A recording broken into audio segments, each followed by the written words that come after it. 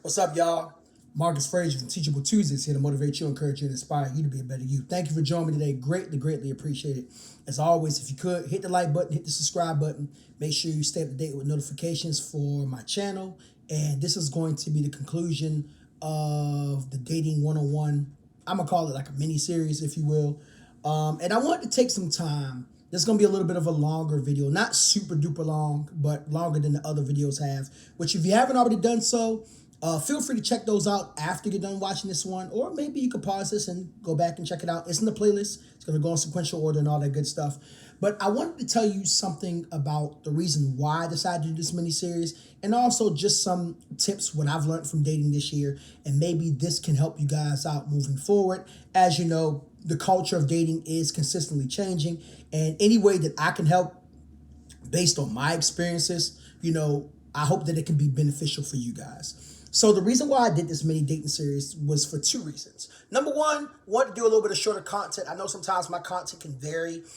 Most of my videos are typically around anywhere within on average, the about 7 to 14 minute range.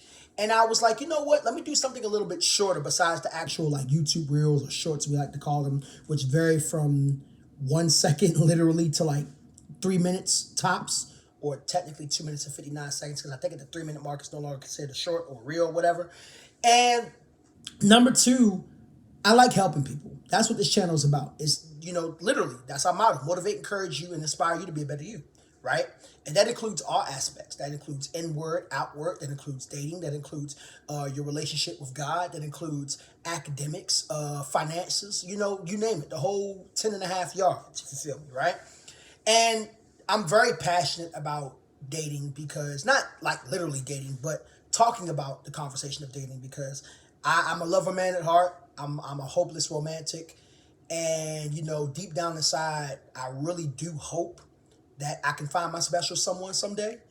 And, any way that I can help others, kind of do that as well, or help continue to reignite that fire that others have developed for each other, for those of you who are married or in a relationship. Because what a lot of people don't realize oftentimes is when it comes to dating is actually the easy part. And I've made a quote on this before in one of my other videos.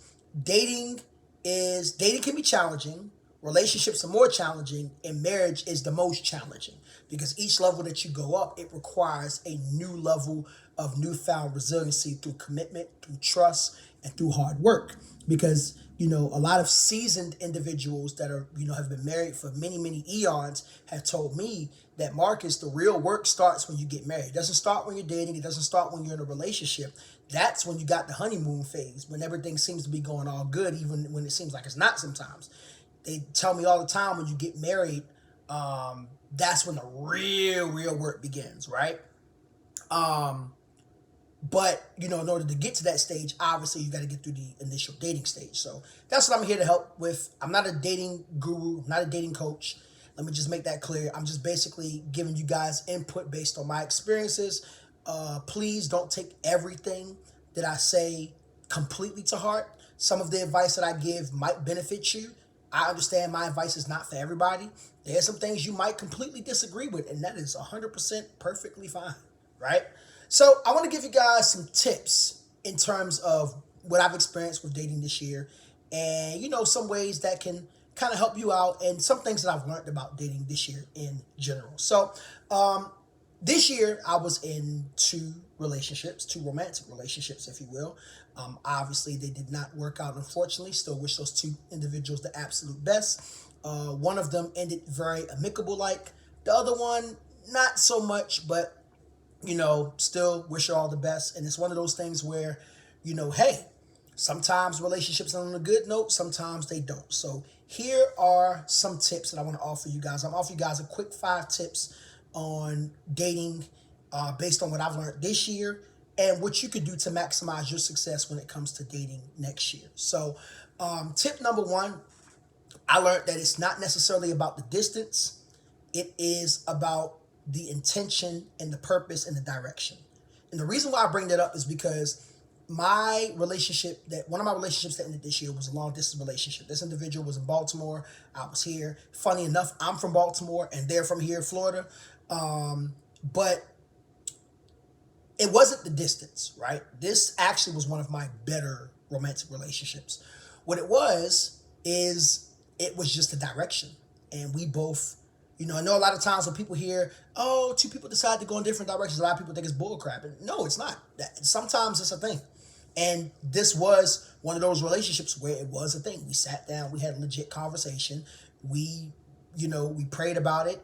We didn't make a decision right away, but we did make a decision of, if we're going to jump off the train, we need to do so now before it gets too deep, because the longer you remain in a relationship, the deeper the connections get and the harder it is to break it off when it's time to do so, if necessary, right?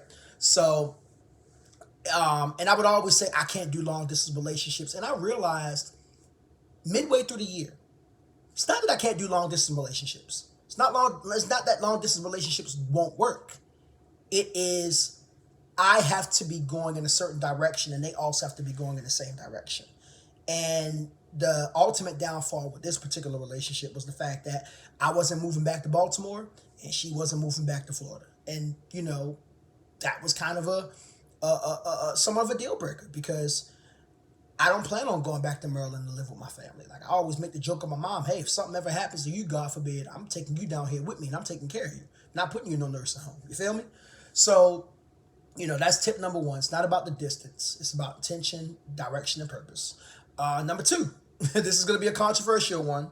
This involves my second relationship. But I've learned that dating older women, like that are way older than me, is not the move. And I promise you, no shade whatsoever. My last relationship, my former significant other was 8 years older than me. Right now, I think if you are a little bit younger, like if you're maybe in your early 20s as a guy and you're dating a woman that's 7 or 8 years older than you, maybe it doesn't look as bad. But the one thing that I always say about older men and women is, as they get older, what ends up happening is you get more stuck in your ways. Not saying you can't change. You definitely can change. If you listen to my Long Car Ride Chronicles video from yesterday, I have a perfect example of that in my mom. But what I want people to understand is the likelihood of you changing your ways is not as high, especially when it comes to dating, right? And also, the older you are, the more experiences that you've had, both positive and negative. I tried something different because, people had been suggesting to me, Marcus, why don't you date somebody who's more mature and this and that? And, as the recording of this video, I'm 34. This individual is currently 42. That was just a bad move. It just wasn't a good move overall. And again, no shade, no hard feelings whatsoever. But it kind of made me realize one of the reasons is because I want children. I want at least 1 or 2 kids. And this individual, obviously there was a number of things that happened, but one day she told me she did not. And that's fine. She has that right. But it was a likelihood of, basically because she was getting older and this and that and so many different things that was going on. And I was just like, okay, cool beans. You know what I'm saying? I was like, well, I guess that's the end of that. So yeah, dating older women is not the move. I would much rather date someone my age or younger. My age range for women is really 22 to about 34. I date a woman who's 35 or 36 even. It's a year or two older than me. Okay, all right. But like anything above maybe a year or two older than me, and that's not going to be my first priority, no. I'd much rather date somebody who's, again, my age or someone who's a little bit younger. You know what I'm saying? That's just my preference. I know people have their opinion about the whole age gap dating, because when I mention, people ask me, would you date a 23, 24-year-old? And I'm like, yeah. And people look at me like I'm like sideways, like something wrong with me. And I'm like, bro, come on now. My grandparents were 10 years apart. You know what I'm saying? So, yeah, I've learned that. Which actually brings me to tip number 3 that I've learned about dating. There's nothing wrong with age gap dating. As long as both individuals are of legal age, there is nothing wrong with age gap dating. If you are a 30-year-old man dating a 21-year-old woman, or you are a 40-year-old woman dating a 30-year-old man, I don't see anything wrong with that. Now, I know I just said I won't personally date women that are older than me, but if that's your stilo and it works, cool, make it work. I got a coworker who's also a good friend of mine. She's 7 years older than her husband, and they've been married for, I want to say, well over about a good 12 or 13 years, and it's working just fine. So it all depends on the individuals. But bottom line is, people date within age gaps all the time. Smaller age gaps to larger age gaps. My stepmom and my dad, my stepmom and my dad, 7 years apart. My mom and my stepdad, 3 to 4 years apart. My grandparents were 10 years apart. Shoot, I got a coworker whose her parents, rest in peace to her father, were, if I'm doing the math right, I think about 17 years apart.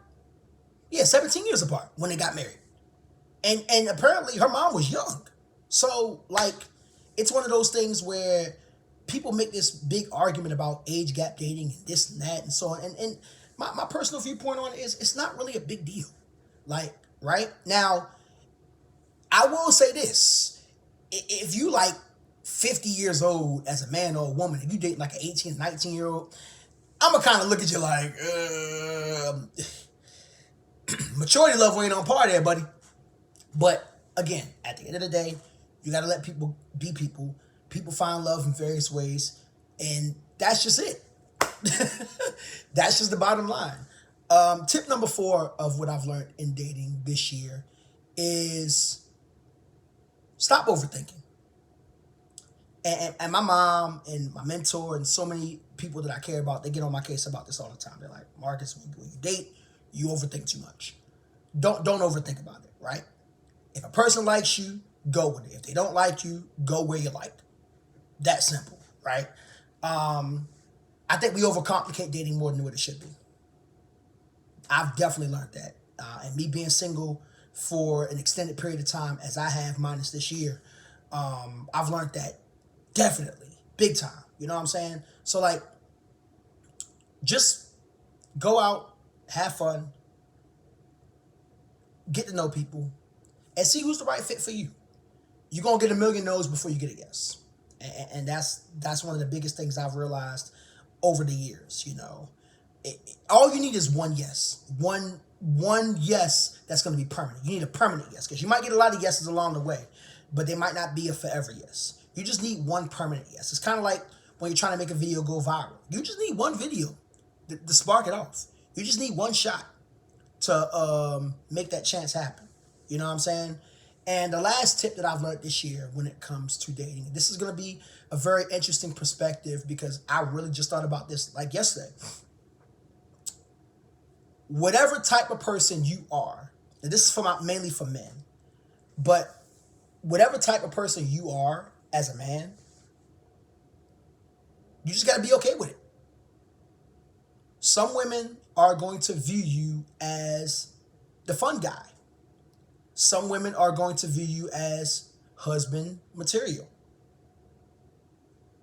And you might find a few that's going to view you as both. Now, if you're someone like me who dates with intention, you need to find somebody who views you as both, right? Because there's pros and cons, and I'll get into this in another video. I ain't going to take too long because we already hit about the 13-minute mark. But there's pros and cons to being each. There's pros and cons to being the fun guy. There's pros and cons to being the husband, boyfriend material guy. But if you can find a woman who looks at you as both, and same thing for my ladies, while we're at it, why not? Ladies, same thing for y'all. You know what I'm saying? Some guys only gonna view you as the fun guy. I mean, the fun gal, I'm sorry. Some guys are gonna view you as the one they take seriously. Some guys will view you as both. For both sides, you gotta find somebody who views you as both. And they're out there. Are they difficult to find? Yeah, I'm gonna be honest, yeah, in today's dating market, but it's not impossible. I'm not going to say it's not likely. That's not true. I would be wrong to say that, knowing that there's billions of people in the world. But, you know, that also depends on the type of person that you're trying to be. And I think I've learned with myself that I have to be okay with whatever or however a woman sees me. Because however a woman sees me is just how she's going to see me. She sees me as the fun guy. Okay, I guess I'm the fun guy. She sees me as a serious guy, then okay, I'm the serious guy. She sees me as both. She sees me as both. I can't control how people see me. I can only control how I move once I know how they see me. So if I know I'm dating with intention, I might not necessarily want to be the fun guy. Or I might not want to be the fun guy on a permanent basis. I might be like, all right, I'll play the game for a little bit, but I might get tired easily and move on. If I don't want to be the serious guy, which that's not true, but just put it out there, and same thing for everything else. And as you go into 2026, I think the biggest thing I want you guys to understand with dating, there's 3 big things. One of them I already said. Don't overthink. Okay? Just go out, do it. Fellas, start actually approaching women. I know it's hard. I know you don't want to be looked at as a creep, but actually go talk to them. You'd be surprised. Ladies, put yourself in positions to be talked to. You talking about where the good men at, but you're not putting yourself in a position to be out there where you can meet these good men. You know what I'm saying? Same thing with my fellas. You want to meet a good woman, put yourself out there. You might find some that are not so good in order to find the one that is good. Number 2, to be successful with your dating in 2026 is I need you to figure out which lane do you want to be in. Do you want to be the fun person? Do you want to be the serious person? Or do you want to be both? And the reason why I say that is because once you've identified your lane, that will help you weed out as you go through and in between the dating market to find out who's worth it and who's not.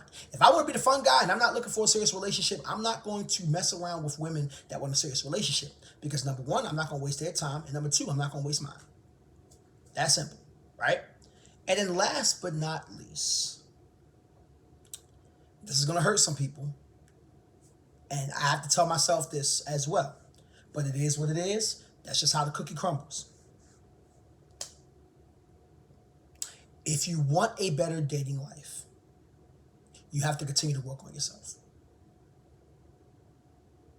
I know me as a man, and I'm going to be very transparent, there's some things I got to work on.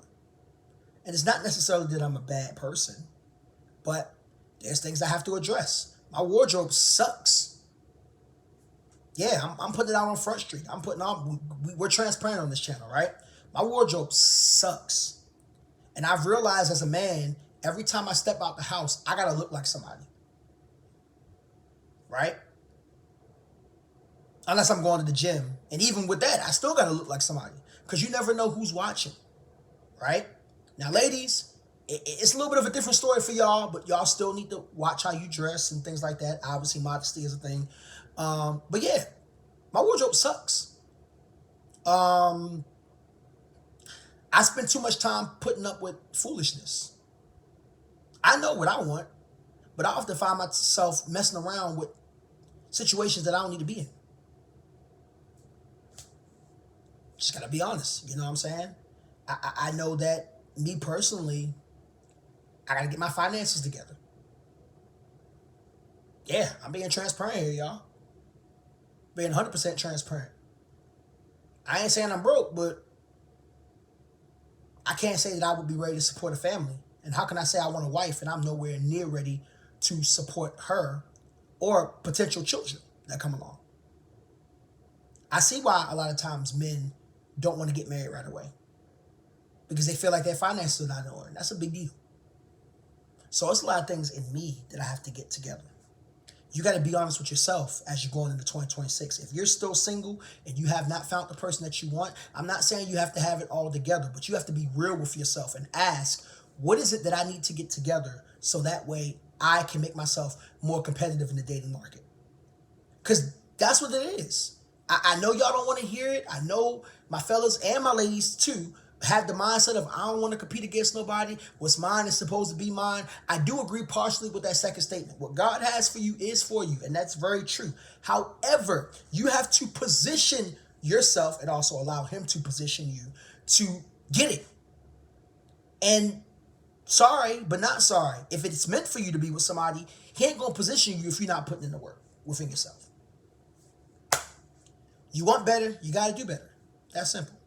Sorry, I didn't mean for this video to go almost goddamn 20 minutes, but, hopefully this helps you guys. Leave a comment below. Let me know what you think. Please feel free to share with this video. Maybe this video was not for you, but maybe this video is for somebody that you know. So feel free to share it. It's Marcus Frage from Teachable Tuesdays, here to motivate you, encourage you, and inspire you to be a better you. Listen, as of the recording of this video, we have 3 more days left in 2025. Make them count. All right? Much love. I'll see you guys in the next video. Peace.